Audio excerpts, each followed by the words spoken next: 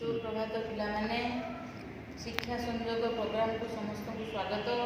आम पूर्व अध्याय पढ़ी पूर्व क्लास पूर्व अध्याय पढ़ी मानवाधिकार प्रकार भेद एवं तार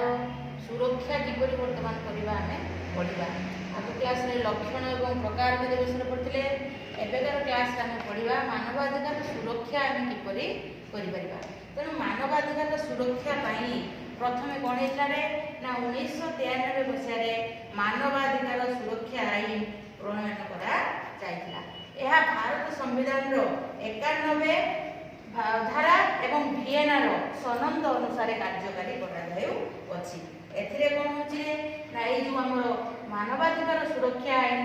माने रे तीनटी जिनिस को हमर गुरुत्व दिया कौन कौन रे ना प्रथम होची व्यक्ति विशेष मुक्ति अर्थात समस्त व्यक्ति मुक्त होगा दरकार निजर स्वाधीनता को ठीक भाव से उपभोग करवा दरकार। आउ कौन रे तापर आसला कौन ना आत्ममर्यादा पाइबार अधिकार प्रत्येक लोकंकर परस्पर सहित परस्पर निजर व्यक्तिगत आत्ममर्यादा अच्छी। तेणु ये तीनोटी जिनस को से गुरुत्व आरोप कराइला कौटे ना मानवाधिकार सुरक्षा आईन प्रथम है मुक्ति द्वितीय है मनुष्यर आत्ममर्यादा तृतीय है स्वाधीनता। यही तीनोटी जिनस आमर कौन ना यही तीनोटी जिनस पाइबार हक हूँ प्रत्येक मनीष जोटा कि भारतीय संविधान 91 धारा अनुसार वर्णना मौलिक अधिकार वर्णना करा। यहाँ कौन होता ना प्रणीत आईन आम जो होता से प्रणीत आईन आमर संविधान व्यवस्था अनुसार मानवाधिकार सुरक्षा जातीय मानवाधिकार कमिशन एवं राज्य मानवाधिकार कमिशन आम गठित होता। कौन कौन रे ना प्रथम होता जो मानवाधिकार सुरक्षा आईन अनुसार मानवर अधिकार सुरक्षा जातीय मानवाधिकार कमिशन राज्य मानवाधिकार कमिशन एवं मानवाधिकार कोर्ट यही तीनोटी गठित होता। एगुड़िक कौन करते ना यही जो तीनोटी संस्था विभिन्न अनुष्ठान गठन होगा फल विभिन्न जिनसर पर्दाफाश है कौन कौटारे ना शिशु श्रमिक कौटी कौन रही देखा गोती श्रमिक को मैंने खटुच्च लक्ष्य करागला। शिशु निर्यातना किपरि होची कौ जगार जोटि माने प्री मेच्योर से जो आम जो माने कौन पाई ना जो नाबालक होती से किपरि भाव निर्यातना दिया विभिन्न प्रकार होटेल विभिन्न प्रकार धर्मशाला पांथशाला रखी कार्य कराऊँगी। महिला निर्यातना दिखाई आउ कौन रे ना आम जो यौतुक प्रथा यौतुक को महिला मान नदी दिखाई से विषय सब जिन पर्दाफाश हो पारा क्या जो मानवाधिकार सुरक्षा आईन ये जो जातीय मानवाधिकार कमिशन राज्य मानवाधिकार कमिशन मानवाधिकार कोर्ट एगुड़िक सब गठित है। यह द्वारा कौन है किसी जिनस लोक सामना को आसला सरकार सामना को आसला जहाँफल ये जिनस गुड़िकर पर्दाफाश हो पारा एवं कौन है ना यह द्वारा विभिन्न प्रकार दुर्नीति कौन है रोक पारा। यही अनुष्ठान गुड़िक कौन करते ना भोपाल गैस विपर्जय आरंभ कर भागलपुर दंगा एवं सरदार सरोवर प्रकल्पर विस्थापित दुख दुर्दशा पर्यंत समस्त प्रकार मानवाधिकार उल्लंघन विरुद्ध में सुर उत्तोलन करते जो विभिन्न प्रकार जोटा मनुष्यर अधिकार ता विरुद्ध जो मैंने हस्तक्षेप करेंगे से विषय विभिन्न प्रकार कमिशन गठित होकर स्वर उत्तोलन से करता। भारतवर्ष में मानवाधिकार उल्लंघन विरोध में जनसचेतना गुरुत्व यह एक रक्षा कवच साजी पारी एवं वर्तमान 2005 मसीह कौन रे गोटे आईन प्रणयन कराइला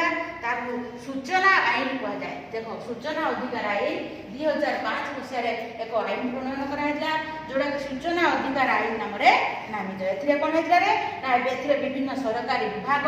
एवं अनुष्ठान स्वच्छता रक्षा करने से उत्तरदायी होगापी स्पष्ट व्यवस्था रही थी। भारतर न्यायिक व्यवस्था न्यायालय व्यवस्था बेस शक्तिशाली विभिन्न प्रकार न्यायिक समीक्षा क्षमता संविधान रे विभिन्न मौलिक द्वारा विभिन्न मौलिक अधिकार सुरक्षित हो पार्टी। संविधान प्रदत्त राष्ट्रनीति नियामक निर्देशावली को समीक्षा करी भारतर न्यायालय गुड़िक मानवाधिकार परिसर करने वृद्धि कराई। आमर न्यायिक व्यवस्था संविधान धारा 21 परिसर को अधिक